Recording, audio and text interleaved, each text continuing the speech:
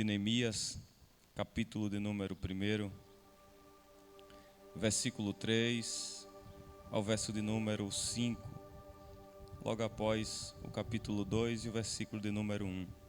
Neemias, capítulo 1, versículo 3 ao verso 5, logo após o capítulo 2 e o versículo 1.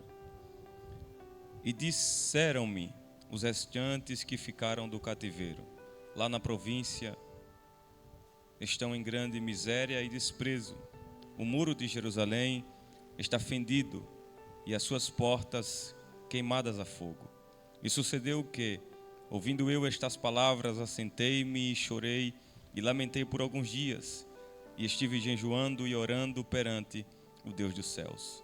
E disse-me: Ah, Senhor Deus dos céus, Deus grande e terrível, que guarda a aliança e a benignidade para com aqueles que o amam e guardam os seus mandamentos. Capítulo 2, versículo 1. Sucedeu, pois, no mês de Nisã, no ano 20º do rei Artaxerxes, que estava posto o vinho diante dele. E eu peguei o vinho e o dei ao rei, porém eu nunca estivera triste diante dele. Eu quero falar nessa manhã sobre marcas de um reconstrutor. Meus irmãos,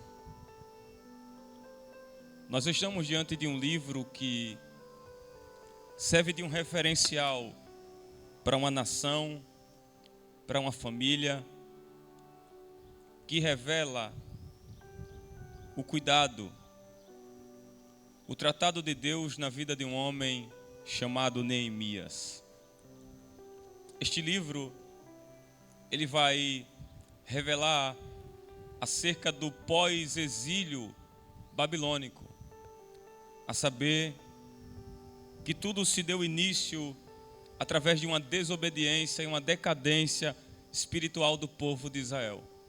Essa nação que tinha os privilégios e as bênçãos depositadas sobre ela, agora está vivenciando de forma contrária da presença e da palavra de Deus, ao ponto que a insensibilidade, a falta de temor e tremor e amor pela presença foi embora. É por isso que Jeremias, escrevendo o livro das Lamentações, no capítulo 2, Jeremias vai dizer que eles se lembravam das coisas preciosas que viveram no templo da adoração, quando o luto veio, quando a crise veio, quando a dor permeou dentro dele. Porque Jerusalém, ou a nação de Jerusalém, se esqueceu dos princípios, da presença, porque agora estavam vivendo como uma nação politeísta. Não tinha Deus no centro para adorar, não se tinha Deus no centro para cultuar. Eles não davam mais credibilidade pela palavra e pela voz de Deus, ao ponto de que Deus resolve levantar a Babilônia através de Nabopolassar, um ditador da dinastia caldeia. Nabopolassar morre e quem toma agora a partida de tomar a atitude de invadir Jerusalém é seu filho Nabucodonosor. Quando Nabucodonosor vem com habilidade e audácia dentro do seu coração, junto com o comandante da guarda da Babilônia, Nebuzaradã, eles invadem Jerusalém, ao ponto de que agora acontece a primeira leva de exiliados cativos para a Babilônia. Aproximadamente 50 mil judeus são levados para tão grande Babilônia. E no meio deles estão Daniel, Ananias, Misael e Azarias. Em um interim de tempo, agora vem Nabucodonosor com mais fúria e invade Jerusalém. Agora 15 mil pessoas aproximadamente são levadas para o cativeiro babilônico. A segunda leva de exiliados é agora acontecida e dentro delas está Ezequiel. E alguns dizem que Jeremias foi, mas outros historiadores vão dizer que ele ficou em meio aos escombros, no meio dos pobres, no meio da ralé. E enquanto a primeira leva e a segunda é levada, no ano 586 a.C., o templo da adoração é destruído. As coisas sagradas são lançadas em terra. Perceba que a ausência agora de adoração se torna tão notória dentro desse ambiente? Porque todos aqueles que foram levados em meio ao cativeiro babilônico para passar um período de 70 anos, onde Jeremias já tinha profetizado, onde tantos homens já tinham falado sobre a desobediência dessa nação, Oséias, Abacuque, tantos homens profetizaram, se posicionaram de frente contra o sistema pecaminoso que enraizou dentro de Israel. Deus, pelo seu amor e obra e graça, levantou juízes. Deus, pelo seu amor, resolveu revelar através de Isaías, dizendo que uma mãe, ainda que esqueça do seu filho que amamenta, Deus não se esqueceria dela. Mas a nação de Israel se torna agora contrária aos princípios de Deus, ao ponto de que o tempo passa. E nesse interim de tempo de 70 anos de cativeiro, muitos que foram levados para a Babilônia, ficaram na Babilônia, se adequaram ao padrão da Babilônia, casaram, formaram, fizeram alianças. Muitos não conseguiram retornar para Jerusalém após o período de 70 anos, em que Deus toma o rei Ciro e diz para o povo: quem quer retornar, quem quer voltar. Então é nesse interim de tempo aqui, de desprezo, de assolamento espiritual e moral, em que agora muitos predominam dentro daquele ambiente. Porque passando os 70 anos, Daniel, no capítulo de número 5, ele vai dizer agora que o império se levanta. E que império é esse? O império Medo-Persa. Porque quando eles voltam para Jerusalém, no direcionamento de Zorobabel, os samaritanos, que era um sincretismo, que não desejavam que a religião, que o povo que adorasse a Deus retornasse de novo, porque eles sabiam que aonde o judeu chegava, alguma coisa tinha que acontecer. Aonde um crente entrava, a presença também entrava com eles. É por isso que Moisés, quando orou para Deus, Moisés disse: eu não quero anjo e não quero nem nuvem. O que você quer, Moisés? Eu quero a tua presença. E sem a tua presença nós não vamos sair daqui. É por isso que Davi, no Salmo 51 e o versículo 11, ele disse: cria em mim, ó Deus, um coração puro. Renova dentro de mim um espírito reto. Não me lances para fora da tua presença e nem retires de mim o teu Espírito Santo. É por isso que quando Zorobabel resolve vir com o povo retornando para Jerusalém, havia um sistema lá dentro que não desejava mais que a presença voltasse. Mas o que me chama a atenção é que se querem calar a voz daqueles que precisam retornar com a presença de Deus para dentro de Jerusalém, ninguém consegue paralisar quem Deus levantou para ele usar.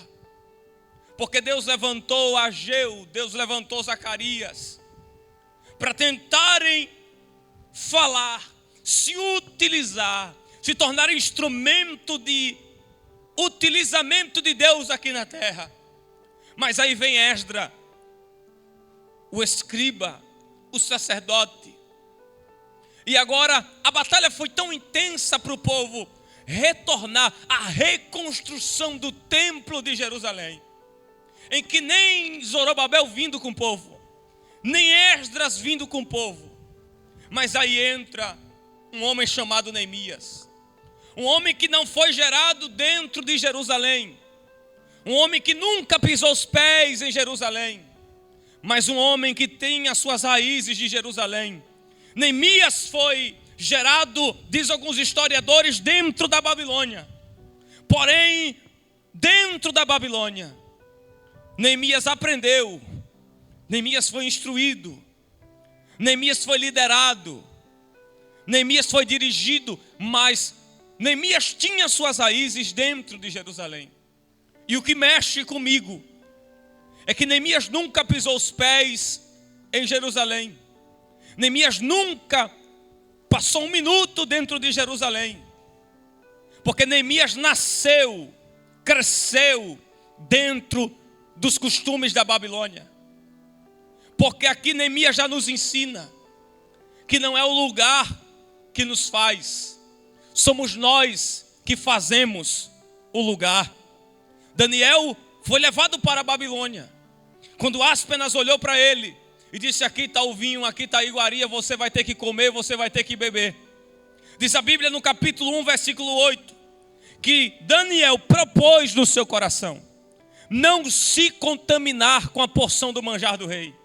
Porque não é o ambiente que nos faz, somos nós que fazemos o ambiente. Diz a Bíblia que José estava dentro do Egito. Foi vendido pelos seus irmãos, pela sua casa, pela sua família. Mas o Egito nunca fez José. Foi José que mudou os padrões do Egito. Neemias nasceu na Babilônia. Foi crescido na Babilônia. Teve estrutura na Babilônia. Mas diz a Bíblia que agora Neemias está no mês de Quisleu.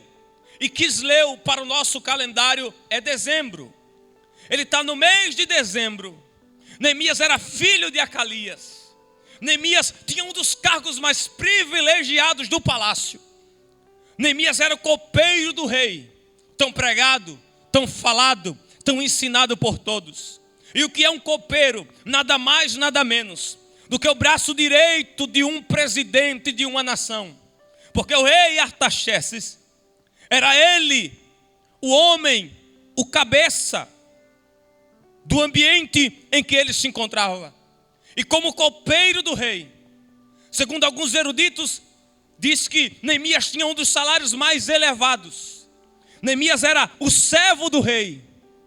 Mas mesmo sendo o servo do rei, Neemias tinha seus próprios servos para lhe servir. Neemias tinha privilégio que qualquer homem, qualquer obreiro, qualquer jovem, qualquer mulher queria. Neemias, antes do rei provar qualquer coisa, passava primeiro pelo Neemias. Antes que o rei viesse provar qualquer roupa, passava-se pelo Neemias. Antes do rei provar qualquer lago, qualquer ambiente que pudesse trazer desfrutamento para a sua vida, quem experimentava primeiro era Neemias. Então Neemias tem o privilégio que ninguém tem. Neemias tem a oportunidade que ninguém tem. Ele é um homem de posição elevada, mas de privilégios que ninguém conseguia ter. Neemias era um homem de confiança, porque alguns historiadores vão dizer que foi preciso colocar copeiro, porque naquela época muitos se matavam os reis envenenado para tentar usurpar o trono, tomar o trono, colocar-se no lugar do rei. E por isso foi posto que todo rei precisava de um copeiro do seu lado. Neemias era copeiro do rei e estava no mês de dezembro, Quisleu. E mesmo estando no mês de dezembro, Quisleu, Neemias continuou servindo. Neemias está na fortaleza em Suzã. E esta fortaleza em Suzã era o palácio de inverno do rei Artaxerxes. Neemias está desfrutando ao lado do rei, servindo ao lado do rei. E Neemias, como homem de confiança do rei, Neemias agora desfruta das mesmas coisas que o rei desfruta. O palácio era o seu apogeu. O salário era elevado mais do que todos os homens do rei. Neemias era o braço direito do rei Artaxerxes. E dentro da fortaleza de Suzã, no palácio de inverno do rei Artaxerxes, Neemias recebe uma visita inusitada. Um de seus irmãos, Hanani, ou Hanani, vem diante de Neemias. E não é Hanani que fala para Neemias. É Neemias que fala e que pergunta. O que me chama a atenção aqui é que Hanani vai abrir a boca em resposta e vai dizer que só ele escapou. Neemias olha para Hanani e agora vai haver um diálogo entre Neemias e o seu irmão Hanani. E não é Hanani que fala sobre o ambiente de Jerusalém. É Neemias que se preocupa, que toma a dor do povo, mesmo sem não estar lá, mesmo sem nunca pisar lá, porque só tem direito de perguntar alguma coisa quem vai se envolver com a situação que se encontra as coisas. Só tem autoridade de perguntar a situação de uma geração, de um povo, de uma igreja, de uma nação. Quem vai colocar a mão no arado para trabalhar e ajudar? Neemias pergunta, ao ponto de que se doa por uma nação. Porque quem não se envolve não tem direito de fazer perguntas sobre a situação caótica de um povo. Neemias pergunta como anda Jerusalém, como anda a cidade dos meus pais. E agora Hanani vai abrir a boca no versículo de número 2 e vai dizer que ele foi um dos poucos que restaram do cativeiro. E acerca de Jerusalém, e disseram, os restantes que ficaram do cativeiro, lá na província, estão em grande miséria e desprezo. O muro de Jerusalém está fendido e as suas portas queimadas a fogo. Perceba que Hanani está trazendo todo o retrato geográfico de um povo e de como se encontrava a cidade. A notícia que Neemias não queria ouvir, ele vai ouvir agora. Porque ninguém ama ouvir palavras negativas, notícia negativa. E a primeira marca de um reconstrutor é o impacto da notícia que ele vai ouvir agora. A notícia que Neemias queria ouvir não era ruim, era boa. Mas nem tudo que a gente ouve negativo não é para nos jogar para o chão. Não é para nos matar. É para nos impulsionar a continuar na caminhada da vida. Eu repito pela segunda vez. Nem toda notícia mal vai servir para coisas maus. Nem toda palavra negativa que vem sobre a nossa história, sobre a nossa vida, vai nos jogar para o chão e nos matar. Pelo contrário, enquanto Paulo ouvia de Deus, eu não vou arrancar o espinho, ele não entendeu que quando tivesse fraco ele era forte, quando pensasse que estava forte ele era fraco. Então nem toda notícia ruim, ela vem para nos matar, ela vem para nos ferir. A primeira marca de um reconstrutor é a notícia mal que ele vai ouvir agora. E a notícia mal é essa: o povo está em desprezo, Neemias. As portas estão queimadas a fogo. O muro está destruído, está tudo derribado. E o povo está em miséria. Aí entra Jeremias no livro das Lamentações. Jeremias vai dizer no capítulo 1, versículo 1, como chora as filhas de Jerusalém. As suas lágrimas recorrem, descem, correm pela sua bochecha. Ela está como uma viúva e não tem quem a console ela. Não tem quem abrace ela. Não tem quem cuide dela. Os sacerdotes estão em desprezo por toda parte. Não tem autoridade de falar. Os filhos dos pais ricos estão em desprezo. E agora eles vão ter que trabalhar para comprar e comer do seu próprio pão, beber da sua própria água. Olha a decadência dessa nação. Por causa da quebra de uma aliança. Por causa de uma quebra de uma fidelidade, eles se tornam opróbrio e vergonha no meio da sua própria terra. E Neemias ouve a notícia, o povo está em desprezo, o povo está em miséria. Olha o impacto. E o que mexe comigo não é só o impacto da marca desse reconstrutor. É que Hanani vai dizer, só restou eu. E alguns do cativeiro. Não foi Hanani que foi movido para ir até Neemias. Não foi Hanani que se disponibilizou a ir até o palácio de inverno do rei Artaxerxes, na fortaleza em Suzã. Foi Deus quem dirigiu, quem conduziu, quem levou Hanani até Neemias. Porque Deus nunca vai levar alguém para sua presença à toa. Sempre tem um propósito dentro daquela condução.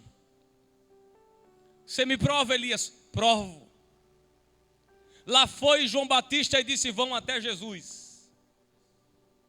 Quem mandou? Quem conduziu? Lá vai eles. Tu és Jeremias ou algum dos profetas ou Elias? Fala para João Batista que ele já sabe quem eu sou. Fala para eles. Fala para ele que os cegos estão vendo. Os paralíticos estão andando. Os surdos estão ouvindo. O mudo está falando. Porque Deus conduz Hanani até Neemias. Deus é quem leva ele até Neemias.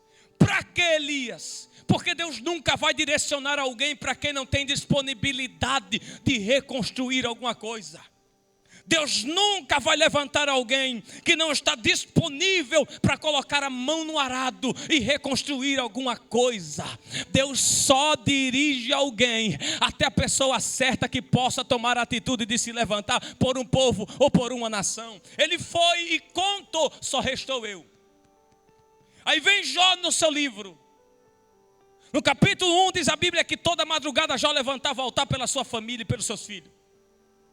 Enquanto isso na terra, tudo bem, mas no ambiente celestial havia um diálogo entre Deus e Satanás. Satanás e Deus. E não é Satanás que pergunta de Jó, é Deus que fala do caráter de Jó para ele. Desce lá, toca. Desceu fogo, destruiu o gado, riqueza, filho. E a Bíblia diz que de minuto em minuto, um dos servos chegava e dizia, só restou eu. Para quê? Para trazer notícia. E me permita já abrir um parêntese nessa rápida mensagem. Nem toda pessoa que se dirige a você com palavras negativas é para te destruir, é para te matar. Foi Deus quem conduziu ele. Foi Deus quem fez ele sobreviver. Foi Deus quem fez ela sobreviver. Para quê? Para lhe impulsionar. Porque enquanto a notícia mal chegava para Ana, mais Ana orava. Enquanto a notícia mal entrava, mas os discípulos choravam por causa da morte de Jesus e o desejo predominava pela sua presença. A notícia de dizer só eu restei, só eu sobrevivi, não foi para matar Neemias, foi para estimular Neemias. A primeira marca do reconstrutor é o impacto da notícia. Ao ponto de que quando Neemias ouve, Neemias ouviu. Neemias faz 5 coisas a 4 coisas aproximadamente. Primeira coisa que Neemias faz, ele ouve depois de perguntar. E qual é a atitude de Neemias? A primeira atitude de Neemias ao ouvir, Neemias senta. Porque a notícia trouxe tanto impacto para Neemias. Trouxe tanta tristeza no seu coração, na sua vida, na sua alma. Porque Neemias sabia que, ainda que ele nunca tivesse pisado lá dentro, o seu povo não era da Babilônia. O seu povo era de Jerusalém. E me deixe já abrir um parênteses aqui. A notícia de luto, de crise, não é para nos parar, não é para nos matar, não é para lhe destruir, não é para lhe estagnar. Tem pessoas que abrem a boca e dizem: eu quero parar, a minha família só está indo em decadência, a minha chamada só está indo em decadência, nada evolui, nada cresce, nada avança. Calma, é Deus alinhando os seus desejos aos seus propósitos. E você precisa entender que nem toda palavra que causa dor vai lhe matar. Pelo contrário, vai lhe impulsionar. Quanto mais a palavra entrava, mais Neemias chorava. Quanto mais a notícia ruim chegava, a primeira marca de um reconstrutor predominava dentro dele. Uma coisa era Neemias ouvir: a presença voltou, os muros estão de pé, o povo está feliz e agora está descendo. Mas o contrário foi do que ele esperava.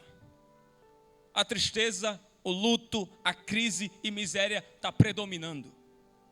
Neemias faz 6 coisas. Primeiro, Neemias ouve. Segundo, Neemias se assenta. Porque o impacto de notícia ruim faz a gente se sentar. Você lembra quando os filhos de Eli morreram? Sentou-se, quebrou o pescoço para trás. Ao ponto de que um menino nasce naquele cenário e dizem: e acabou-se, foi-se a glória de Deus. Porque a notícia traz um impacto tão grande. Neemias se senta. Terceiro, Neemias chora. Neemias chora porque toma a dor do povo para cima dele, para si próprio.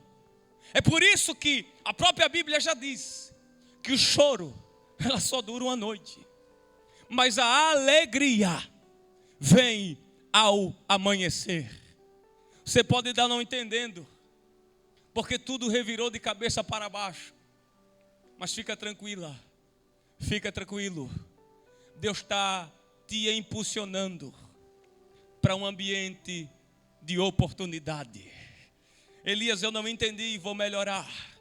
Você pode não entender porque a crise chegou, a doença bateu. É Deus te dizendo: estou alinhando os seus desejos aos meus propósitos.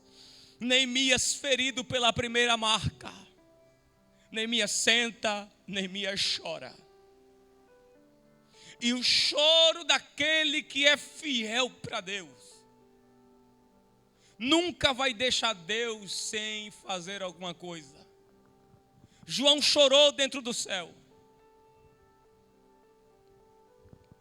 Houve silêncio por alguns minutos dentro do ambiente do céu. João estava na ilha de Patmos e foi arrebatado. Enquanto João foi arrebatado, ele viu, ouviu e escreveu. E quando João chorou, porque o ancião disse: João, não tem ninguém digno de olhar para este livro, desatar os seus 7 selos. Houve silêncio no céu. Pela primeira vez e a última vez, houve silêncio no céu. Porque no céu não há silêncio.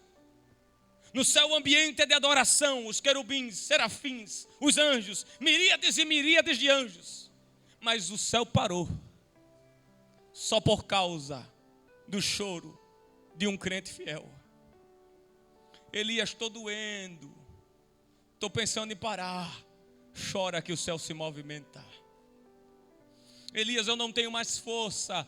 Chora que o céu se movimenta. Elias, eu estou doida para desviar, estou doido para sair da presença. Chora e entrega para Deus que o céu resolve se movimentar. Elias, ninguém me consola, ninguém me abraça. O que falta é chorar. Enquanto João chorava, o ancião disse: João, não tem ninguém digno, nem na terra, ele já tinha saído, nem no céu ele não tinha chegado. Aí vem Davi no Salmo 24 e diz: levantai, ó porta, as vossas cabeças, levantai, ó entradas eternas, porque está chegando o Rei da Glória aí, está chegando o Senhor dos Exércitos. Ele tem 4 exércitos. Primeiro exército é a igreja, segundo exército é a natureza, segundo exército é os anjos, e terceiro exército é a criação. E quando ele estava dizendo quem está chegando aqui é o Senhor dos Exércitos, ele estava dizendo quem está chegando aqui é aquele que nem a morte pode lhe segurar. João, vê se você consegue reconhecer, olha direitinho para ele, porque você chorou, e quando o crente chora, João, é diferente. Quando o crente chora, o céu movimenta, Deus se revela. Olha quem está vindo ali, quem? O leão da tribo de Judá. Ele é digno, João, de olhar para o livro e desatar os seus 7 selos. Enquanto o crente chora, o céu se movimenta. Enquanto o crente chora, o céu se abre. Enquanto o crente chora, o céu resolve se revelar. Chore, busque, mas não deixe de chorar diante da presença daquele que lhe levantou para reconstruir uma obra. Neemias chora e o céu resolve se movimentar. Quarto, Neemias lamenta. O que é lamento é lembrar das coisas vividas sem ele ter vivido. Como assim? Ele lembrava das notícias que o povo que veio para o cativeiro falava, contava. Neemias está lamentando. A presença que descia não está mais. A glória que fluía não vem mais. Quinto, Neemias jejuma. Sexto, Neemias ora. Porque o que move os céus também é a oração. Segunda Crônicas, capítulo 20, verso 9, salvo engano, verso 10. Josafá reuniu todo o povo, a congregação, para orar. Diz a Bíblia que quando Josafá reúne o povo, os inimigos já estavam vindo para cima. Josafá resolve abrir a boca e orar. Senhor, em nós não há força perante essa grande multidão que vem contra nós, porém os nossos olhos estão postos em Ti e em nós não há força. Quando Josafá terminou de orar, diz a Bíblia, o Espírito Santo desce, enche o moço, um levita chamado Jaziel. Jaziel se levanta, cheio da graça, cheio da ousadia, e diz: ouve tu, rei Josafá, e vós, moradores de Jerusalém, essa peleja não é vossa, essa peleja é de Deus. E outra coisa, nessa peleja vocês não vão ter que pelejar, porque a oração ainda faz Deus se movimentar.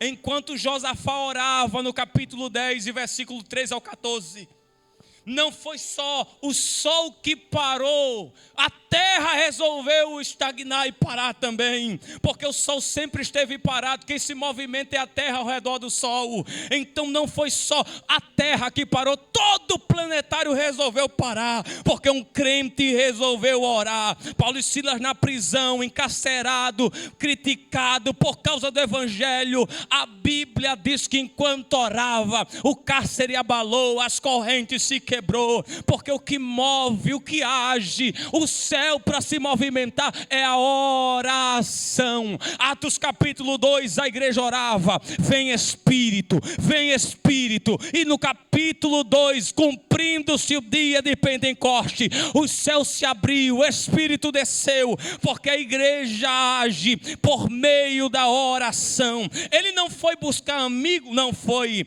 Neemias não foi buscar amiga, também não foi, porque Neemias sabe que tem coisas que o homem não resolve, tem coisas que a amiga não resolve, tem coisa que o vizinho não resolve. Quem resolve é aquele que é o dono da obra e nos levantou para reconstruir. Neemias vai orar. Ele não vai atrás de amigo ou de amiga. Neemias vai orar. Neemias não liga para ninguém para pedir ajuda. Neemias ora por 7 versículos, do verso 5 ao verso de número 11. Neemias está orando. E a oração de Neemias é perfeita. Porque Neemias não coloca ele no centro. Neemias coloca Deus no centro da sua oração. A oração de Neemias não é que ele apareça. A oração de Neemias é que Deus se revele. A oração de Neemias é semelhante à de Daniel, quando ele resolveu orar para ter a interpretação do sonho de Nabucodonosor. Neemias ora durante 7 versículos. E a oração de Neemias é: ah, Senhor Deus dos céus, Deus grande e terrível. Por que Neemias diz: ah, Senhor Deus dos céus? É porque existe 3 céus. Primeiro, o céu atmosférico. Segundo, o planetário. Terceiro, o céu de glória. Onde Paulo, em 2 Coríntios, capítulo 12, ele disse que não se sabe se no corpo ou se fora do corpo, mas que um homem há 14 anos atrás foi arrebatado até o 3º céu e ouviu palavras inefáveis de que o homem daqui de baixo não é lícito contar. Então Neemias está orando 7 versículos, do verso 5 ao verso 11. E o número 7 é o número da perfeição. Neemias não se coloca, Neemias não se põe no centro da oração. Neemias não pede para si. Neemias exalta a Deus na sua oração. Porque a oração que exalta o homem nunca será uma oração que exaltará a Deus. Eu repito isso. A oração que exalta o homem nunca será uma oração que exaltará a Deus. E qual é a oração que exalta o homem? Me dá, me faz, me dá, me constrói. Não, a oração de Neemias é: Deus dos céus, Deus grande e terrível. 7 versículos, Neemias está dizendo: eu não sou, mas tu és. Eu não tenho, mas tu tens. Eu não posso, mas tu pode. Se você pode digitar aí mesmo que você está assistindo nesse canal da De Rio Largo, digite aí: Deus pode todas as coisas. Não é nós que podemos as coisas, Êxodo, é Deus que pode. A causa impossível Ele pode. Ele disse para justamente Maria, porque para Deus nada é impossível. Coloca Deus em primeiro lugar, que Ele faz, que Ele muda, que Ele opera, que Ele transforma. A oração perfeita não é aquela que eu me apresento como centro, é aquela que Deus se revela em primeiro lugar da minha vida. Ele não exalta a si mesmo, Ele põe Deus no centro por 7 versículos. Era Neemias dizendo: o Senhor é único e perfeito nessa oração. Neemias ora por 7 versículos, colocando Deus em primeiro lugar, exaltando Deus em primeiro lugar. E outra coisa, Neemias adora, ora por 7 versículos. Neemias só ora, só jejuma, só lamenta. E diz a Bíblia que Neemias fez essas 6 coisas por alguns dias. E Deus em silêncio. Porque Deus não é obrigado a responder na hora que eu preciso. Deus não é obrigado a fazer na hora que eu quero. Está na Bíblia. E fazendo isso por alguns dias. Só que Neemias começou isso no mês de Quisleu, dezembro. E quando a gente vai para o capítulo de número 2, verso 1, no mês de Nisan para o nosso calendário é entre abril e março, passando aproximadamente 4 meses, Neemias lamentando, chorando, jejuando e orando. E Deus em silêncio. A segunda marca de um reconstrutor é essa: o silêncio de Deus. Neemias não ouve a voz de Deus e Neemias não resolve desviar. Porque existem muitas pessoas que quando não ouvem Deus num culto, não sente Deus, aí diz: eu vou trocar de igreja, vou mudar de departamento. Por quê? Porque quer fazer Deus o seu garçom, e Deus não é garçom de ninguém. João 11, Marta disse: vai chamar Jesus agora. Fala para ele a quem ele ama, está padecendo. Jesus não é garçom de ninguém, vai-te embora. Fala para ela que não é para a morte, mas é para a glória de Deus. Passou 4 dias. Porque Jesus não é garçom de ninguém. Eu tenho uma palavra de Deus para o seu coração. Jesus vai fazer, vai responder, vai trabalhar, vai operar, mas tem o tempo dele. E qual é? É o silêncio. O kairós de Deus, ele vai chegar. Mas não é o cronos do homem que manda no kairós dele. É ele que manda no cronos do homem. Por que, Elias? Porque Eclesiastes 3, Salomão disse: há um tempo determinado para todas as coisas e um propósito debaixo do céu. Não é a terra que manda no céu, é o céu que manda na terra. Não é a terra que rege em cima, é o Deus de cima que rege embaixo. Eu estou sentindo a graça de Deus para lhe dizer, Neemias, que está aí do outro lado. Você está tendo ferida por causa de notícias maus que chegaram sobre a tua vida, sobre a tua família, sobre a tua história. Mas assim diz o Senhor da Bíblia e da história: eu tenho controle do tempo, Neemias, e daqui a pouco eu vou me revelar. Continue orando, mesmo sem não me ouvir, mas mesmo em silêncio eu não deixei de trabalhar. Diácono Êxodo, enquanto Neemias orava, 4 meses, aparentemente Deus não tinha falado nada auditivamente para ele ouvir. Mas Deus já tinha colocado aqui dentro uma estratégia que o ambiente do inferno nunca arrancaria dele. Porque Provérbios 4:23 diz que sobre tudo que se deve guardar, guarda o teu coração, porque dele procede as saídas da vida. Qual é a prova que Deus já tinha dado estratégia para Neemias, Elias? Passou 4 meses. Passou 4 meses de choro, de lágrima. E agora chegou a terceira marca de um reconstrutor: servir. Passou-se 4 meses, Neemias está destruído. Passou os 4 meses de orar, de jejuar, de buscar, de sentar, de lamentar. E agora Neemias precisa servir. Porque nós vivemos num tempo que muitos querem ser vistos, mas não querem servir.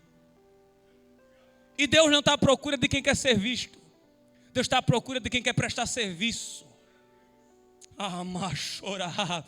Chegaram e disseram: João Batista, Jesus prega mais do que você. Ele disse: prega mesmo. Jesus sabe mais do que você, sabe mesmo. E aí é que ele sabe mais, é que ele sabe mais, é que ele tem mais. Por que, João, tu vai perder o lugar, tu vai perder o espaço? Tem problema não.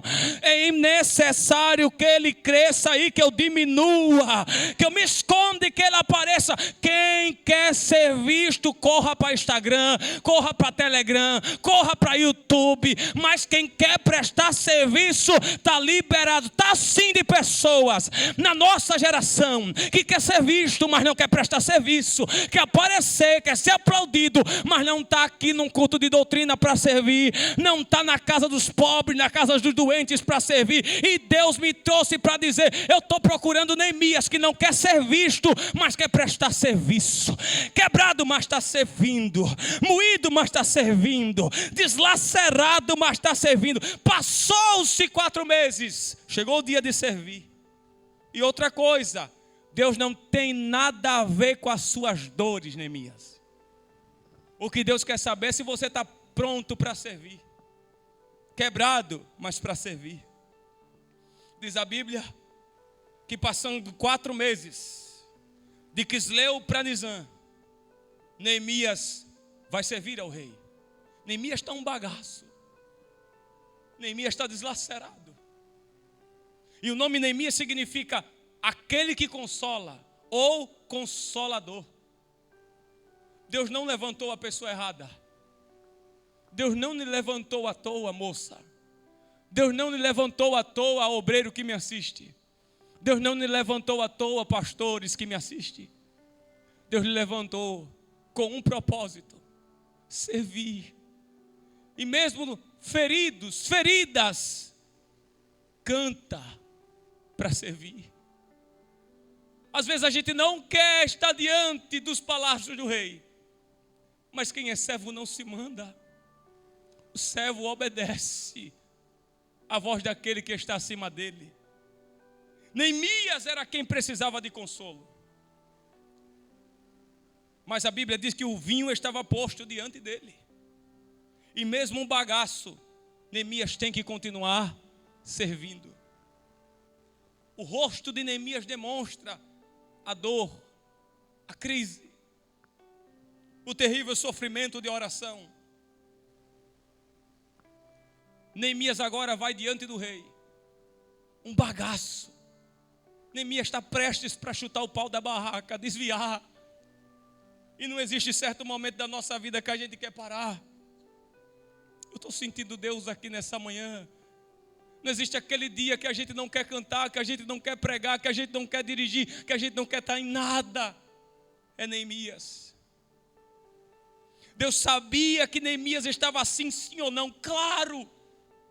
Só que Deus é que nesse momento é que Ele extrai pérolas preciosas de dentro de você. E você não pode parar, Neemias. Deus já tinha dado a instrução na mente de Neemias. E agora? Neemias precisa pegar o vinho. E o que o vinho representa na Bíblia? Alegria. Quem precisava de consolo era Neemias. Mas é Neemias que mesmo precisando de consolo vai levar consolo para outras pessoas. É por isso que você canta às vezes quebrada. É porque Deus te levantou para esse tempo certo para você mesmo, precisando de consolo, levar consolo para outras pessoas. É por isso que você às vezes não quer cantar, não quer pregar, não quer estar, mas Deus te dirige para você continuar servindo. E mesmo um bagaço, mesmo deslacerado e deslacerado, você continua servindo. Neemias pega o vinho, e eu encerro. E Neemias vai diante do rei, e é o rei quem pergunta: por que está triste o teu semblante, Neemias? Por que está decaído? Tu não estás doente, porque o homem só conhece o nosso exterior. Deus é quem conhece o nosso interior. Parece-nos aqui que Deus se utiliza do rei para dizer para o Neemias: eu te conheço, Neemias. Eu sei das tuas fragilidades, Neemias. Parece do que Deus está vendo o sofrimento dos 4 meses de Neemias agora. Parece que Deus toma a mente e a boca do rei, porque Ele usa quem quer, Ele faz do jeito que quer. Estou sentindo graça de Deus aqui. Parece que Deus estava vendo o silêncio predominando na vida de Neemias, e ele não querendo responder, e ele dizendo: Neemias, eu quero te ver sofrer um pouquinho. Eu quero te ver chorando um pouquinho. Eu quero te ver porque quando eu resolver me revelar, eu vou me revelar por inteiro. Parece que Deus estava dizendo através da boca do rei: eu sei da luta que foi. Eu sei que tu não estás doente. Eu sei que é tristeza do teu coração e da tua alma. Deus me trouxe para lhe dizer que Ele te conhece. Ele conhece a marca do impacto da notícia. Ele conhece a marca do impacto da oração. Deus conhece a marca do impacto de servir. E Deus hoje me trouxe para lhe dizer: Neemias, mesmo quebrado, continue servindo. Mesmo deslacerado, continue cantando. A única coisa que o rei pergunta é: o que tu queres que eu faça? Quer mudança? O rei está aqui para você. Quer transformação, Neemias? O rei está aqui para você. Nessa manhã eu quero saber onde está a primeira vida para Jesus. E saber se tem uma vida hoje disponível para o rei poder perguntar: o que tu queres que eu faça, Neemias?